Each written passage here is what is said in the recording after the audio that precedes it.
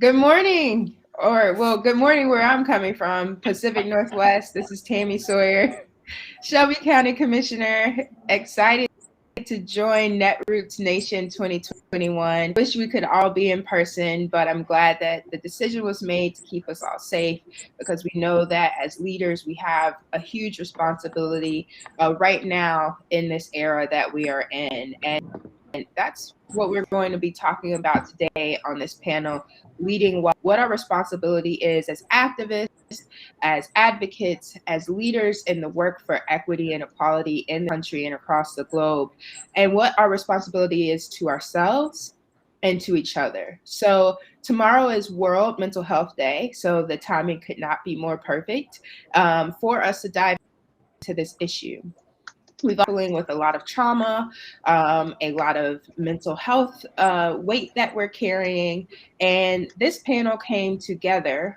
Everyone that you see on screen are people that I trust and love, and have had very serious conversations with about what the last few years have meant, and especially the last 365 days.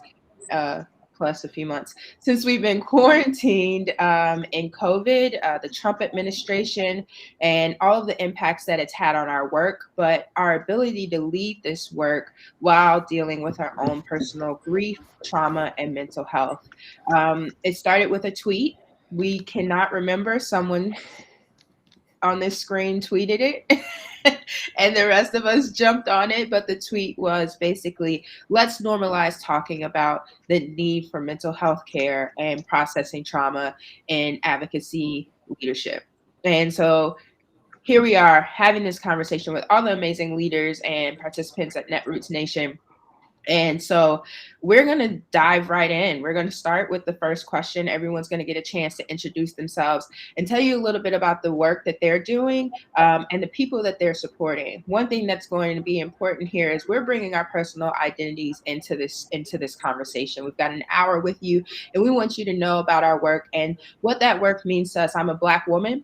I fight for Black women. I fight for Southern Black women, but I also am an ally and advocate to each of the groups that the people on this screen represent. And I'm so excited because I've learned so much from each of them, and they have helped me to be better people. And I hope that you'll get that same benefit from this hour we have together. And I'm just going to go in order on the screen. My mentee, my little sis, Allison Smith, take it away. Let us know who you are and who you represent. Hey y'all, my name is Allison Smith. I am currently living in Hyattsville, Maryland as a student of Howard University. I study political science. I minor in Japanese. My pronouns are she, they.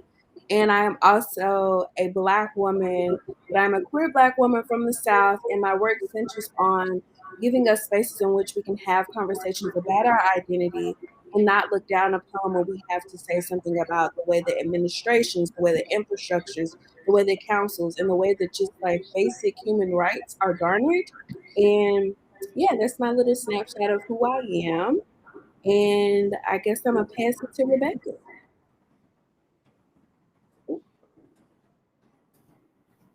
Mute. Hi, everyone. My name is Rebecca Coakley. My pronouns are she, hers. I'm coming to you from Clifton, New Jersey at the moment. I have achondroplastic dwarfism, which is the most common form of dwarfism. I'm a second-generation activist. Both of my parents were activists and trying to raise a third if these kids don't stop driving me up the wall. It is a pleasure to be here with all of you. In my day job, I have the pleasure of working for the Office of the President at the Ford Foundation, where I work for Darren Walker to helm the first U.S. disability rights grant-making portfolio to be housed at any major philanthropic institution. And my background really is in the disability rights and justice space. And I would just say the reason this matters to me is because people join movement work because of trauma. You join a movement because you see something happening in your community that you want to change for the better. And we often leave it at that, and we don't talk about the trauma that actually comes from doing movement work, and that's real. One of the last conversations I had with Congressman John Lewis before he passed away left with a command by him to really think differently about what the legacy of Trump is and how we don't let go of our people in this moment, how we actually hold our people closer. And we don't take our eyes off the prize, meaning like we don't lose focus on the health and sustainability of our activists, in the midst of ongoing chaos. So thank you for having me here, Tammy. And I'll pass it to Juan.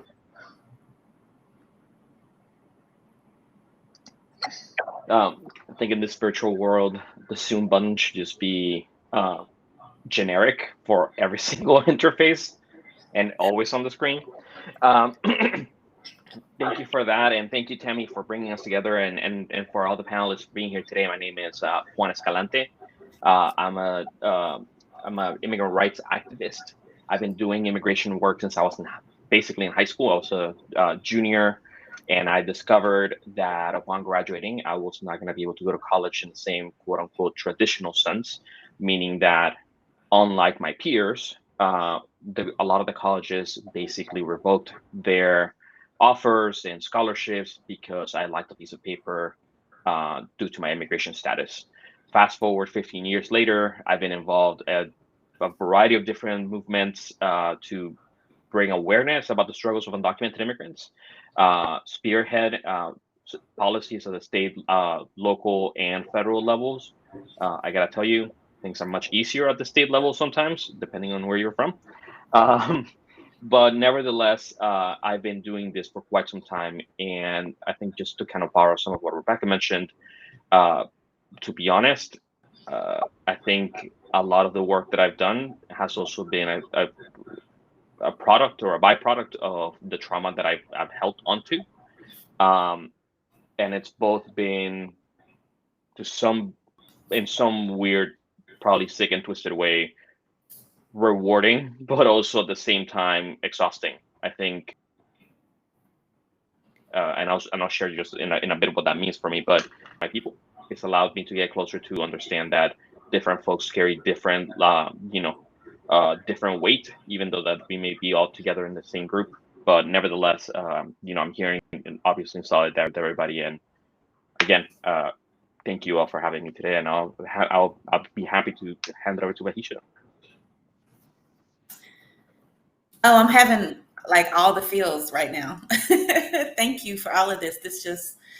I know I'm supposed to be introducing myself, and I'm sitting in my own emotionality of this moment, and hearing more of your stories. So I just say thank you. So I'm Vahisha Hassan. I'm a whole entire Black woman, or at least attempting to be a whole entire, right? That's part of what we're talking about today is wholeness. I am super Southern. Share that with my Tammy. Call each other twin all the time. Super Southern, originally from Charlotte, rolled through Asheville for a couple years, Memphis for a couple years, and now I am in Nashville, Tennessee. I am my mama's only daughter, only child, and that shows up in all of the ways. God bless her and her parental ministry. In my work centers around faith, wellness of humans and people, but then also wellness of oppressive and unjust systems, right? Because all of that contributes to the unwellness of people.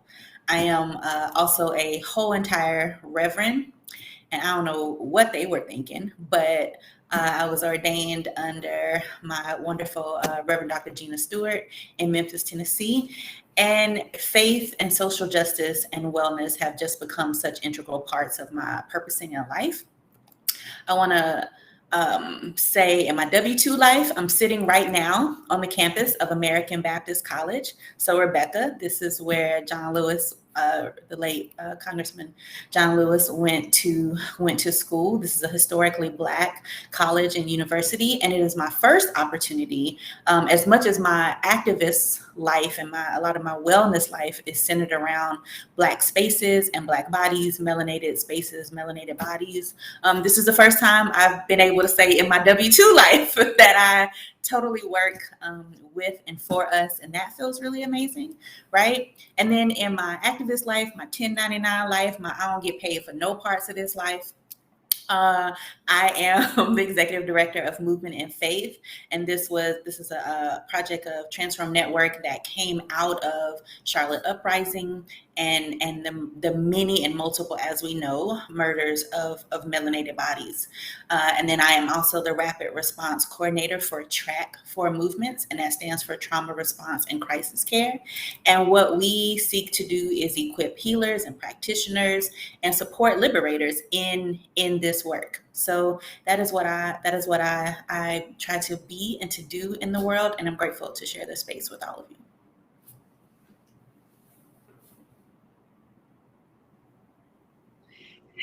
Thank you to each of you for taking some time out with us today, because I know you're all busy and it's Saturday, but I am so excited that people get to hear from just the fierceness that is on this panel and what each of you bring into this space. So we've got 45 minutes left, so we're going to jump right in. And if you all see me kind of wave my hand at you, just take that as the good Baptist preacher wrap it up sign, so that we can try to get to all of these questions, because we have a lot and all of you are loquacious, myself included. But jumping right in. So as I mentioned in the beginning, we are in Mental Health Awareness Day tomorrow, weekend, hopefully year, because we need to be aware of this all the time. But the last 5 years, just even taking that little bit of space, have been especially traumatic. We've got the Trump administration and the trauma that caused, police brutality, immigration concerns, and so on and so forth. The economic anxiety that's ripping through the country, and now on top of that, the isolation of COVID-19. So let's talk a bit about what you've done during this time to prioritize your personal mental health. And I'll just call on someone, but I'll just give a quick example. I'm out of town. I'm not in Memphis. I'm in Seattle. I'm enjoying the cold fogginess from my window because I don't have a coat that works out here. But what is important for me is to stay in this space and to stay well. And when I got on Twitter today, there were numerous police brutality videos being shared and auto streaming as soon as I logged on. And so I had to make a decision not to engage in the way I would, because I knew it would take me out of a space that I'm in right now that's really actually pretty healthy and happy today. And if I'd engaged in those things, it would have taken me out of this space. And so realizing that we can't be all things all the time, that activist Tammy, who wanted to make all of these comments on each of these incidents, even the one that happened in Rutherford County with the 3 young ladies being arrested at their school in Tennessee, that's where my heart is, but that my mind couldn't be there right now. So talk to us about what you've done over the last year or so, whether it was playing Animal Crossing, shout out to Juan and Rebecca, or taking up some new craft, or prioritizing, therapy, whatever it was. Just give us a bit about your personal journey to prioritize your mental health this last year. And we'll go in reverse. I'll start with Vahisha. All righty. Oh man. Okay, so I have to say I'm still working on that, right? So I mean, we're still in the midst of this global pandemic, and we're definitely still in the midst of the same type of violent taking of life and all of the sharing. So we're still in the midst of a lot of that. But one of the things that has really, really helped me is I really sought out a holistic practitioner, like a medical practitioner, and it has changed my wellness life, right? So I'm got this really deep dive blood test and like all of this different work and looking at ways to regulate my body, my insides, my mental places, my emotional places, and that has been life-changing. We are hopefully very aware that lots of aspects of Western medicine is very in a box and limited in the way that it supports bodies, and especially melanated bodies, right? And bodies of difference. And so that has been a night and day difference for me. Definitely therapy, I will name that. Better understanding of like who I am and my purposes. And listen, you know that gif with Oprah giving out the cars, like, and they've changed it to everybody. Mine has been boundaries. You get a boundary, you get a boundary, you get a boundary, you get a boundary, right? Like I am dishing and handing out boundaries like nobody's business. And that has been really helpful for me. And then my two light places, if you will. I wasn't, children weren't in my life story, but I love babies. And I have a little saved folder on Instagram called Baby Therapy. And when the world is just really ugly, like just really ugly and terrible, and to combat some of those images you're talking about, Tammy, right? I just go to my baby therapy folder, and a baby dancing or talking or dressed up really cute or some professional like baby photo poses, it resets and I'm able to dig back in. We read along in reverse, I suppose, Tammy. Oh, you might be on mute. Yes. No worries. I was trying to tweet Oprah, you get a boundary, you get a boundary. So I was curious, do we collect those at the beginning? Yes. Is Netroots mailing those? Are we mailing out boundaries? Look, I think that a lot of what Vahisha mentioned resonates with me, and I can probably go over quite some time in terms of in the sense of brevity, because I realize that we don't have a whole day to dive into some of these topics. I think what resonates with Tammy's question for me is a tweet, ironically enough, from a friend of mine the other day, Erika, who basically went out and just posed a question, very open-ended, for people who do immigration work or impacted people, basically people who are undocumented or have family members who are undocumented. What keeps you going in these difficult times? Is no secret for folks who are maybe following everything that may be happening in Congress at this moment, that the immigrant rights movement took a significant step back, given some of the politics dealing with the parliamentarian and the Senate and some of the reconciliation aspects. So we're still navigating through that. I think a lot of people, rightly so, are exhausted, are in their feelings. We just left what could be described as one of the most draconian and racist and anti-immigrant and xenophobic administrations 4 years ago, and now we're entering this what we thought would be a new era, and we continue to see some of the very same horrors that we thought we were going to see through the rearview mirror. And Erica's question just kind of made me realize that a lot of what keeps me going, for better or for worse, is just like a surplus of anger that I just have held onto throughout the years, because it's I think at some point in my journey into this work, I realized that I could lean into my feels and just be an anxious, semi-depressed, mess, which I was at one point. And now it's just a lot of the anger that I feel every time I see a lot of the injustices that happen in the immigrant rights community. I think the way that I've been able to deal with some of that anger, and just to make a quick plug here, because I know that Rebecca and I dive deep into the superhero lore. I basically stole that line from the Hulk in the first Avengers movie, which was like, Dr. Banner, like, how do you keep it together? And he's like, I'm always angry, Cap. Like, that's my secret.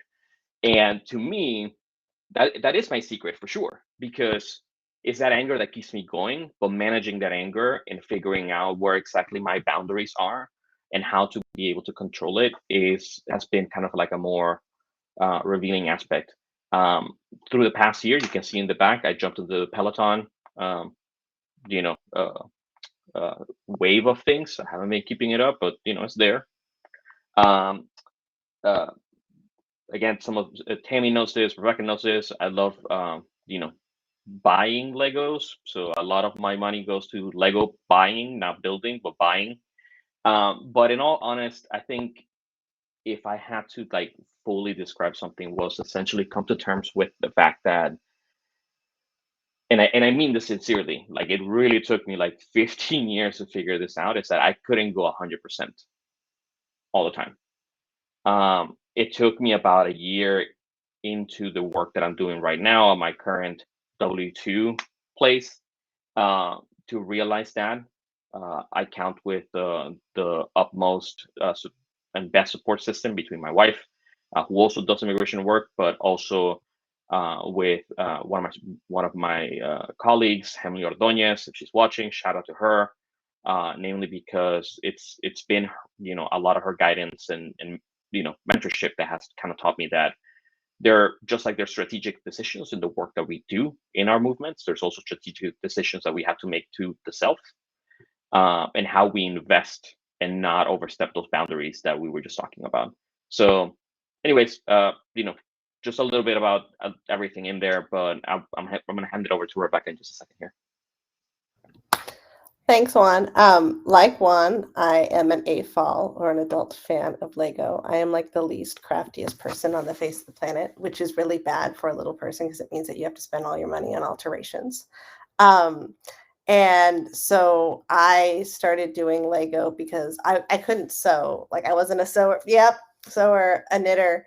Hey, Juan, I have and for everyone listening, I am putting up a petition on Lego ideas to create a set from a different world.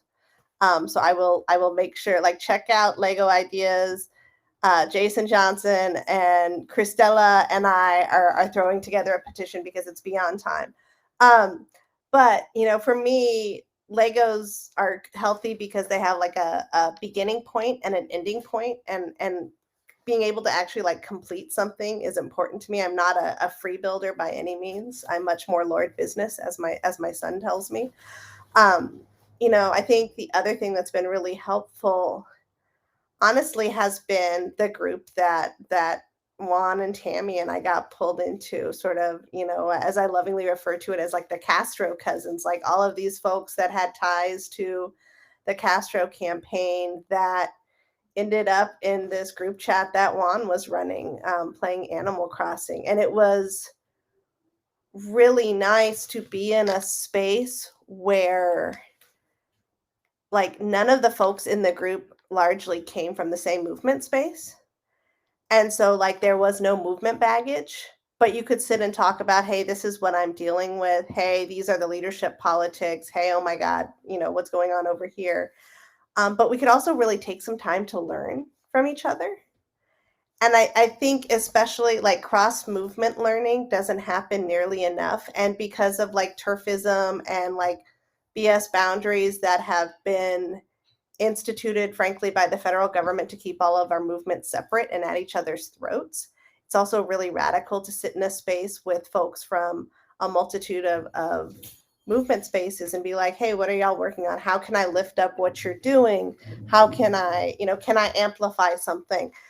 Who's speaking on what panel? Hey, I'm going to come check out your panel.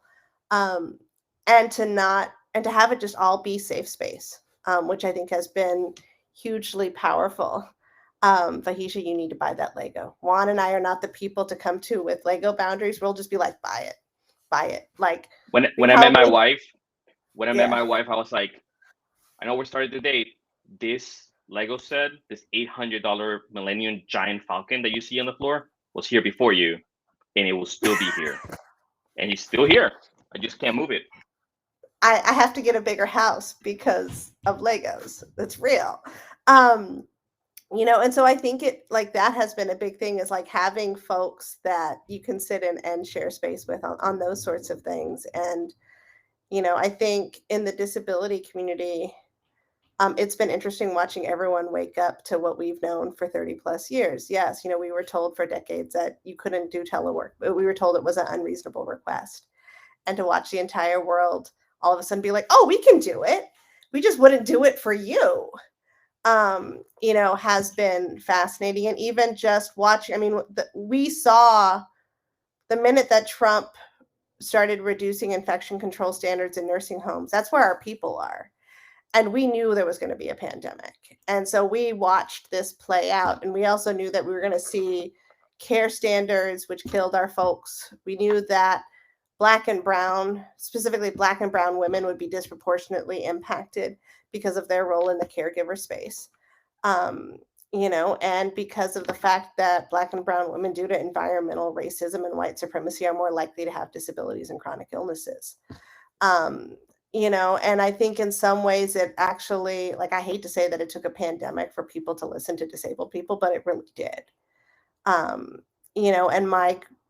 what my thinking, and I never like to quote Rahm Emanuel ever, but to never waste a crisis. I know, I'm waiting for the lightning to strike me. Never waste a crisis. And for me, it has really been like part of my self-care in this moment over the last 2 years plus has been just taking the time to sit and listen and learn from others. It allows me to recharge my battery, and it allows me to grow my brain in different ways.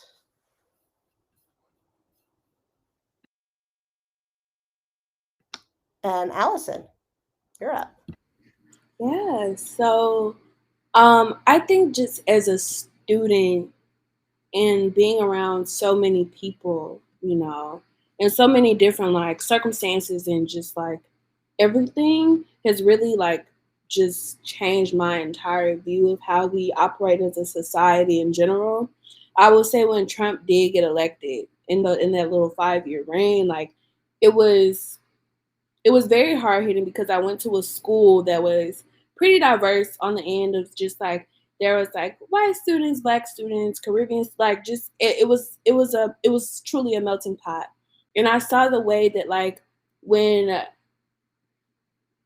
when white males are mobilized to act, even at a young age, that has a detrimental effect on everybody.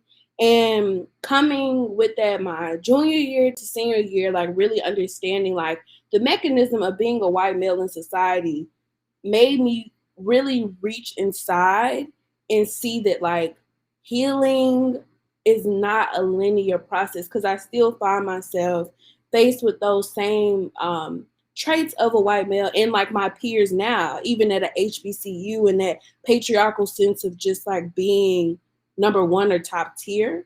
So I think now as a Black queer woman, sitting and just observing and watching, and also taking the time to actually process my feelings on what I'm seeing rather than being reactive is what I'm in now, is the space that I'm in now, because I've learned that everything does not need my reaction, and it doesn't need my anger, because it's not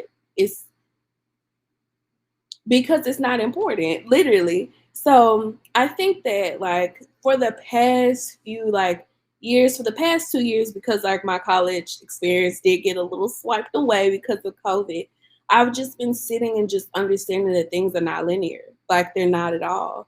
And that has prompted me to start journaling, to start understanding who I am as a person. I'm only 20, and sometimes being a student, I get into this point of thought where I'm just I cannot fall into that productivity over personhood motto that has been force fed to us since growing up as a young Black girl in the South. So I have been just focusing on really prioritizing what I like and finding out what I like and experiencing and exploring and understanding. I'm a Japanese minor, so I'm going to Japan this March, hopefully. So I'm going to take that as an experience to really just feel and go outside and be in tune with nature. And I've been doing that, but I've also been at a point where I'm just oh, nothing's feeding me. I feel I don't know my purpose, this, and this. And I can't remember who told me this, but someone said if you're bored, you're not feeding your mind with enough information to keep you stimulated or something like that. So I've just been reading. Tammy gave me a book before I left for college called Thick. I have been reading that on the bus to school, in my bed, and I'm just really understanding wow, I do have so much power, but also before that power is noticed, my appearance is and my body is. And along those lines, like I've been really focusing on my relationship with food. That has been one of the biggest self-care things that I have been focusing on right now, because Southern Black women in food do not have, the best history. And I've just been focusing on feeding my body for energy instead of but also keeping my my pleasures, like the things that I like, and indulging in those, but also like having that balance of plant-based and stuff of that nature. So it's been a pretty wonky journey to get to where I am now, but I can say that I'm in a happier space than I have been, but it's still a process, like Miss Vahisha said. I keep turning my We lost you You're at good. I'm actually, yeah. Vahisha. Oh yeah, I just said like Miss Vahisha said, y'all. My video cut off by mistake. Okay. I love it. We're gonna make sure that I'm trying to moderate and tweet. But Juan, I don't know if you're checking our side chat, Ali, but Juan is in DC and is offering all of his support your way, and he and Susie are amazing. So definitely, like, this is how those connections are made. And I'm just glad that you're able. One of the important things about this panel was to bring in real intersectionality, not manufactured intersectionality.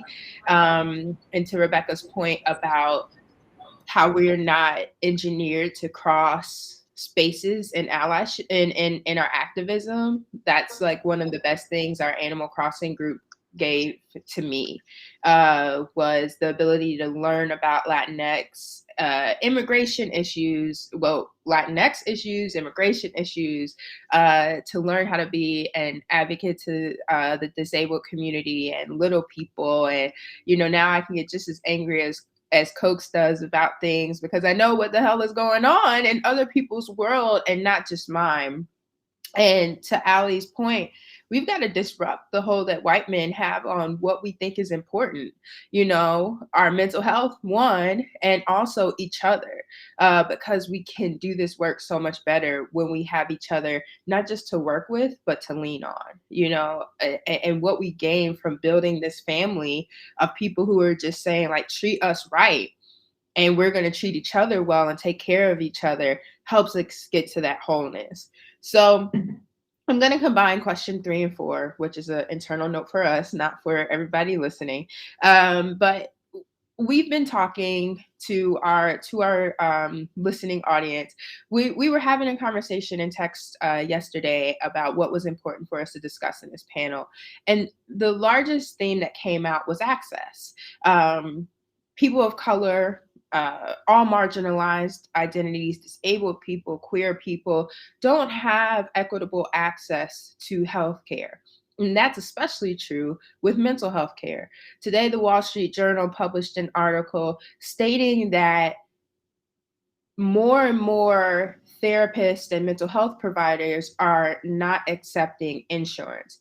Now, of course, WSJ was a little bit too nice to the insurance companies for my liking, because they're trying.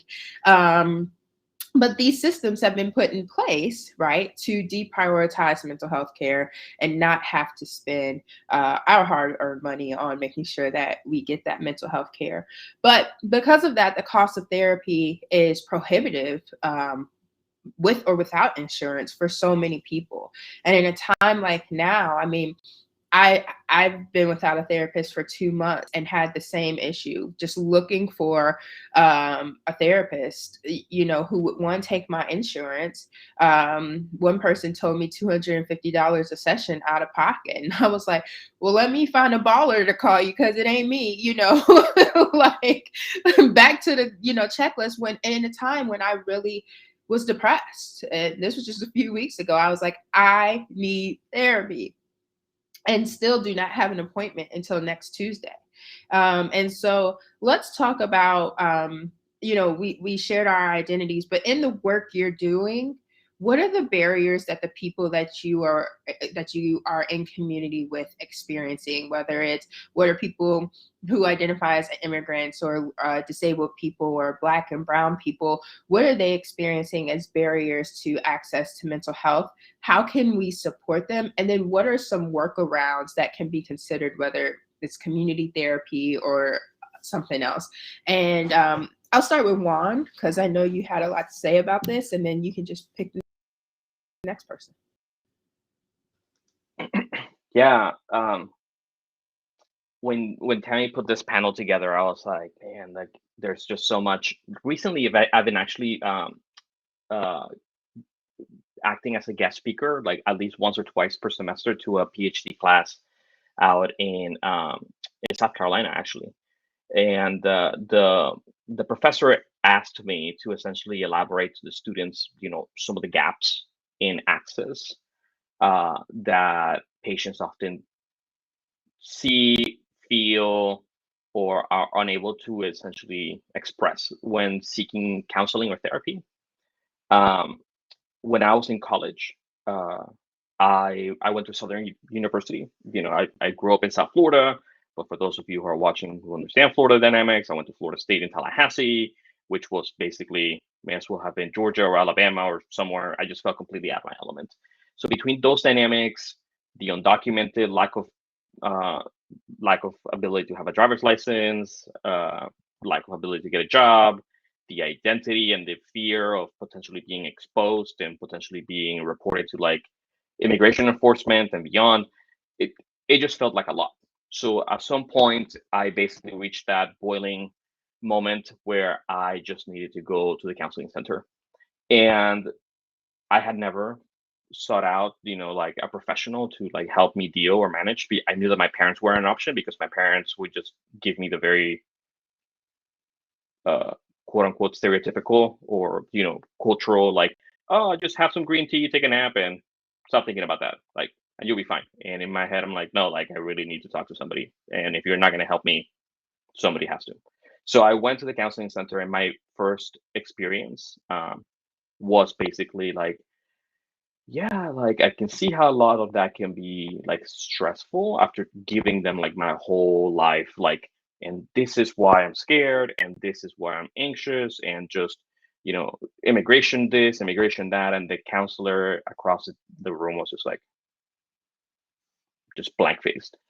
And two things happened. I realized that I basically had to go into those spaces, like where I was like already like in shambles, rebuild myself, teach a master course on like why immigrants feel the way that they do and why they feel so targeted and so on and so forth, then make myself vulnerable again, and then probably be exposed to like, have you tried talking to somebody who speaks Spanish or maybe a different counselor? And I'm like, no, like I'm literally coming to you for any sort of help right now, and this is what the university is offering. And it just made me feel like it, like the people, even the people who were supposed to be helping us were just not equipped whatsoever. This experience happened at least 2 or 3 more times until I realized that,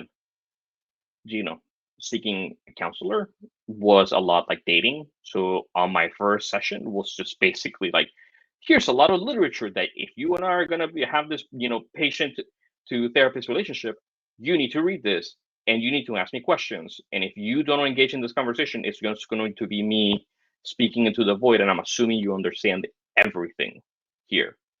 And that made me realize that I needed to engage further up the or further down up the ladder. So that's why I speak now to PhD students about when you encounter individuals, right? And whether you practice in South Carolina or whether you practice in California, and you encounter someone who's going through that type of trauma that's so specific to who they are as a people, who they, and you may see some association with other moments. Like for example, like for me, I'm a beneficiary of the DACA program, which is basically President Obama's initiative to give some immigration relief to young people.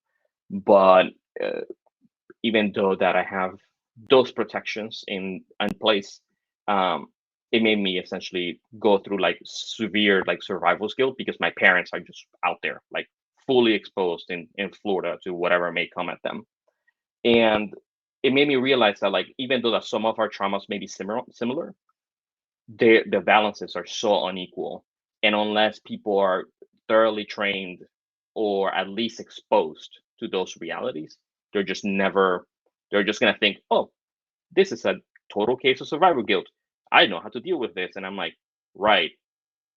But do you, specifically from what I'm telling you and my point of view? So anyways, this is one of the big factors that I think, inspired also this conversation, because, and I'll hand it over in just a moment here. I think ultimately what's happening specifically as well is that, at least in Latinx community, seeking this type of help is just, taboo entirely. I spoke about my parents' relationship to mental health and therapy just a moment, or very briefly rather. I'm medicated for anxiety. My parents are completely not supportive of that method. They think I just need to go see someone and just sleep it off or whatever. And it just reminded me that even when we're our lowest and we want to go back to our families to seek that help, they're just kind of like, nope, sorry, this is the one thing we don't talk about. And even when you go to a trained professional, whether you're paying insurance for it or whether you're paying out of pocket, that person is a hit or miss. And even you may have to wait a month to see them, you may have to wait 2 months to see them. And even when you get to see them and it's not a good match, that means that you have to start all over again. And it's just a completely different journey. So anyways, just wanted to share those like tidbits here. I would love to respond to that. Yeah. A little bit. Is that okay? Yeah, I would love to respond to that, because I'm like, can barely sit in my chair, both deeply frustrated, like, with you and what you've experienced, and also having experienced that. Like, oh my goodness. So I was at a Mystic Soul event, which is amazing. It's in Chicago, and yeah, super dope set of mystical folk that do liberatory work. And in this particular workshop, we were talking about like this, like the sustainability of our movement work, of social change work. It's like deeply tied, right, to wellness and to our individual sustainability, our communal sustainability, how all of that works. And it was just for clinicians. I want to be super clear about this. This was like just for clinicians, anybody who considered themselves any kind of healer, practitioner, anything.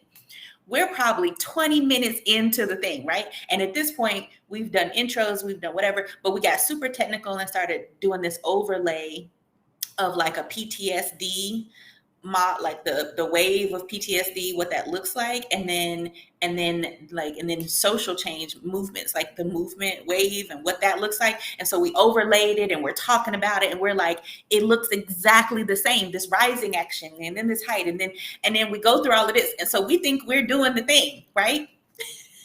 And a licensed clinician, now we're maybe 30 minutes in, says, can you give us y'all's definition of trauma, because maybe we don't understand. And we were like, what? And so what we figured out in this moment is that they had such a limited concept of trauma, period, right? So what you're talking about, their survivor's guilt, and like, they can't even see racialized trauma, minoritized trauma from difference. Like it just, and so we were like, we just had to scrap the whole rest of the plan for the time together. And then we began to do what you just did, to just tell the story, to just tell our stories, to tell stories of folks that we've supported, to tell movement stories. Like, I mean, I got into this frame of movement by supporting the mother of a person who was murdered, right? The mother, the child, like the child was murdered, everybody's on the street for that outrage around that. But I'm just holding this mama so she can breathe. And then I was like, ding, ding, ding, ding, ding, right? And so in that moment, that's how track was even born. And so the a huge aspect of what we do is to actually educate and equip practitioners, healers, clinicians, however you come into healing work, but to equip you in a much more in-depth way than you're gonna get in a lot of formal training. I came out of grad school, y'all, and I'm still, don't even get me on this Biden and the student loans. I could live in my student loan. It's right, like it's a house worth of student loans. But I come out having all of these student loans, so frustrated, not knowing, Juan, what to do, how to practice, because they basically said, here's the white version of all of this. Here are all the people who founded the white philosophies about it. Here's the people who wrote all the things. White, able-bodied, straight, cis, Protestant, blah, blah, blah, blah, blah, right? So we give you all of this. Now we want, and said this to our face, and we want you to go out and now do this in a culturally competent way. That's the jargon. In a culturally competent way. And I was like, what you say to me? Like I'm big mad, right? And so one of the things when we talk about these barriers and some of the notes that I took before in prep, some of the barriers are access to actual like minoritized clinicians, right? So whether they be however we show up in our identities, but anything other than just white, male, cis, hetero, all of that Protestant, whatever, like just the actual numbers. But then you get barriers of stigma, of faith, and culture. Culture you just talked about, Juan, and faith folks. I got Christian folks who like, I got the indwelling of the Holy Spirit. I can't have a mental health disorder. Say what now? So I get all of these different stigmas and versions, and then you have the issue of then you have clinicians, whether they look like you, whether they can identify with aspects of your identity or not, are just not equipped, just not equipped. I'm gonna just tell this one story because it's my favorite and both sad. A Black mama came to me. She was reading a story to her child, and in the story it was a Dr. Seuss kind of story, and I can't remember the actual part of it, but there was a part where they were like kind of storming the kingdom or whatever, and in it she began to cry while having story time with her child, because all she could see was that video of the young Black girl in school getting thrown around the desk, because there was a similar dialogue about that in the Dr. Seuss book, right? And so in her vicarious trauma moment with her child, she wasn't thrown around the classroom, but that's all she could see. That's what she remembered in her body. That's what she felt. And then her child became that vulnerable child. I had folks tell me, why can't Instagram just be fun? Why can't you just go on there and show pictures of your food? Why can't you do? Because Tamir Rice becomes our children. Sandra Bland becomes us. Like we can't experience this world and then somehow compartmentalize ourselves like we're some kind of robot computers. Like we don't work like that. So I am deeply grateful to be a part of work that equips clinicians and informs community, because you got to do it in community. You got to do it in community. You got to do it connected to community. It's not just enough to study. It's not just enough to study alone in a very like individualized Western context. You got to get all the good learning and education, but then you need to practice it in community, and you need to practice it with community. And woo child, if we could just have less stories of these, Juan, I just got hype, and more of people being able to access and get the support that they need, and to break down a lot of that stigma that is embedded within us from a lot of different ways. Oof. I want Coakley to hop in here, and then Allie, and then we'll wrap up with our last question. Yes. Vahisha, I almost turned off the camera so I could do cartwheels over here. There is so, I want to take a moment and acknowledge that both Sandra Bland and Tamir Rice had an IEP. Sandra Bland lived with mental illness. Over 50% of Black and brown folks that are killed by law enforcement are Black and brown folks with disabilities. And it really does, the criminalization of disability at the nexus of racism and ableism You know, when I sit there and I try to explain to people, when I hear white people misuse intersectionality, which I wish we could tax them every time they did it, because I think we could, you know what? Let's start. I'm just going to propose this. Let's tax white people. When white people misuse intersectionality, we're going to tax them, and we're going to take that money and we're going to put it into a fund that will provide college scholarships to Black and Brown and other minoritized folks that want to go into the mental health profession, to give them therapy, which they also probably need, but also give them a full ride in scholarship so we can actually create a field that can meet the needs of people that are dealing with actual, tangible, intersecting oppressions. So yes, okay, there's a policy proposal, Netroots. We're taxing white people for misusing intersectionality. Somebody tweet that. I will totally stand by it. It's like a swear jar for. Swear jar, yes. Like it automatically, like they get the note saying, you know, 25 cents has been removed from your Venmo for misusing intersectionality. Thank you. I'm all about that. You know, I think it says a lot that we live in a society where over 1/3 of GoFundMes are for unreimbursed medical expenses. You know, and disproportionately being run by BIPOC disabled folks, BIPOC folks with chronic illness. We also live in a society where university policies automatically deem anyone receiving intensive mental health services as a threat, and especially if you're Black and Brown or LGBT or an immigrant. And instead of giving you the services that you're entitled to by law, will push to remove you from college campus as a threat to yourself or others.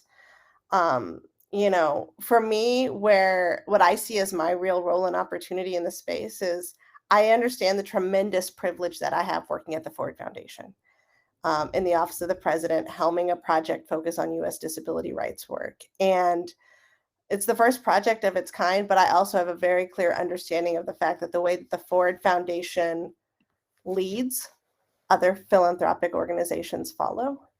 And it's imperative to me that we make it clear in the philanthropic space that you cannot do social justice work without a disability rights lens, and within that, a mental health lens. And that means if you're investing in social justice organizations, finding out what are their plans around the mental health sustainability of their activists and organizations, and actually asking that and making that part of grant making. What are you doing to sustain your folks? Because if we're just throwing money at the problem and not putting into place the actual tangible expectations of movement sustainability,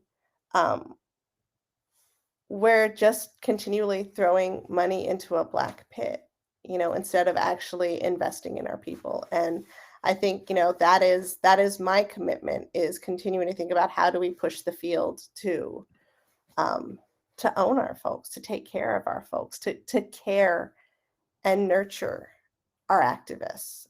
So we're not losing a generation within every generation.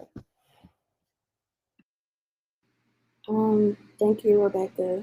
I'm just gonna go ahead and jump in. I really, the first thing that came to mind is that I work for the Student Advocacy Department for Student Government at Howard.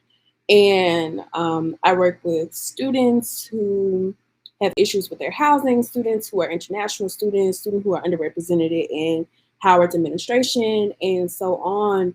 And the things that I see that they need, that the accesses that they need, the resources that they need, are not available on our campuses. So I think the one thing that people should, HU, you know, and just focusing on the need for a support system for just like students who are not that status quo, who are not that expectation.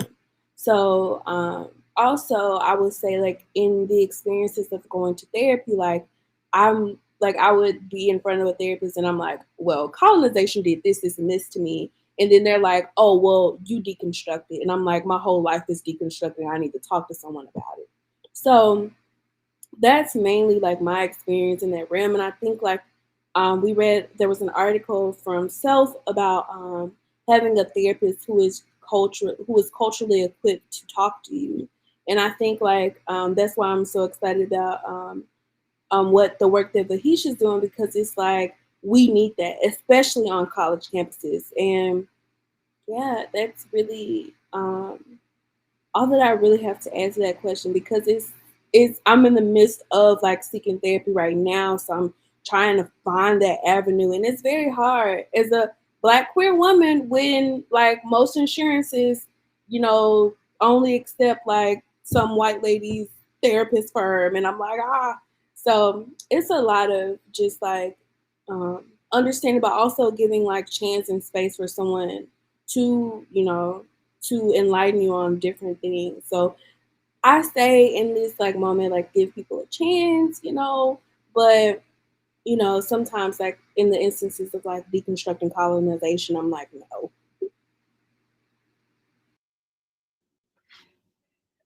We could do this all day, but we can't. And dear Netroots, if we had the ability to get Linda, our Netroots host, on our side, we would just jack the system, because we are activists and we would do this first, but we won't. We're almost out of time. And when we started today, I was on here with Linda, our Netroots host, and she was talking about her own journey and how, as an older white woman who's now to COVID and other things, she's grappling with mental health as well. Share your story. I apologize, I didn't ask. But let's wrap up, everyone, with let's give our listeners a resource, whether it's a tool or a book or a song, something that gets you through these days. Allie? One thing that I would recommend is just journaling. I recommend having 2 notebooks to journal, one for just like your brain dump, just to get all those emotions out, and also one for like what you want to goal set, like your manifestations. What do you see yourself doing, or not planning it all out, because it has to be fun. It has to be something that doesn't cause you enough, like too much stress, like the other things in our lives. And also a book. It's called Undrowned. I can't remember the author. Tammy, chime in, please, if you remember the author's name. But basically, it is a book about like really just decompressing and taking advice from marine animals. So it's an amazing approach, and I think it's really cool. Alexis Pauline Gumbs, What Black Women Can Learn from Marine Animals. Rebecca Coakley. Trying to think in this moment. I have been, honestly, it's I'm with Juan. I'm simple. I'm a creature of habit. Legoing my infinity gauntlet, which my 10-year-old keeps reminding me he's going to walk by as soon as it's assembled and have it flip the middle finger, because that's 10-year-old or that's 11-year-old boy humor. That for me is just simple things, but it's like it is unbelievably helpful to me for my mental health. And it's more affordable than therapy in most cases, unless like you're going for the like Millennium Falcon that's like as big as I am. You spend enough time building that thing that it may as well just be therapy. So, I honestly, I can revive the Lego plugin here for a variety of different reasons, but I'm looking forward to just spending some time next week offline. I have to travel to Phoenix to go to. I make a joke that if something happens in working underneath one of the tables somewhere. But something I like to do, not to be cheesy, is watch this Cartoon Network series called Over the Garden Wall. So I'll make a note of that. It's very weird and cartoonish, and it assembles everything that just makes you feel warm and fuzzy about the fall season / Halloween. So Over the Garden Wall, definitely 9 episodes, each 30 minutes. You can binge it. Definitely buy it. Give those people their like the money that they deserve, because it's a masterpiece. My recommendation would be to curate a playlist ahead of your crisis, right? To curate a set of of songs that will move your energy, a rhythm that your body will respond to. There's some very somatic responses available there. And both in curating it, there's therapy happening, and then in the listening. And then the fact that you have a tool of yourself that you made, that you created, that you can go to for the goodness. And then my book recommendation is Everyday Ubuntu. And I also don't have the author right offhand. My recommendation is get some badass friends like mine. And thank you to each of you for this, and Linda for not cutting us off. But I love y'all, and I'm so grateful for this journey we're on together, and that you're here for me and I'm here for y'all. Love you. Thank you to everyone. Take care of yourselves. Lead while whole.